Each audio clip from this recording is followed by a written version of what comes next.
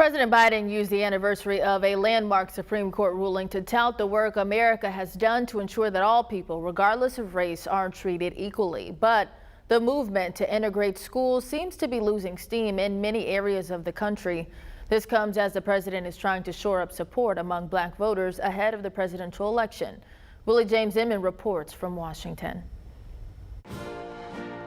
President Biden arrived at the National Museum of African American History and Culture to commemorate the 70th anniversary of the landmark Supreme Court ruling ending school segregation. When the Supreme Court ruled in Brown versus the Board of Education that racial segregation in public schools is unconstitutional, a prayer was answered in a long struggle for freedom. Thursday, the president met with some of the plaintiffs in the case and their families at the White House. They praised the Supreme Court ruling, saying it impacted the lives of every American.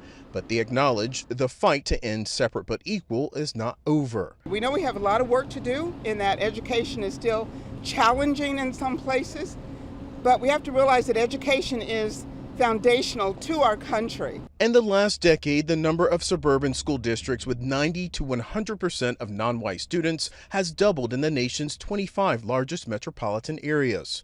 These so-called resegregated schools face limited resources and more teacher shortages than predominantly white schools. Those districts represent 30% of the nation's entire public school enrollment.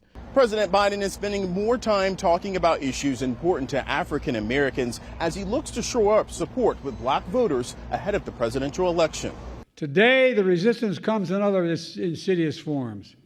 An extreme movement led by my predecessor and his MAGA Republican allies, backed by an extreme Supreme Court, gutted affirmative action in college admissions. This weekend, the president will deliver the commencement address at Morehouse College, a historically black college in the battleground state of Georgia. Willie James Inman, CBS News, Washington.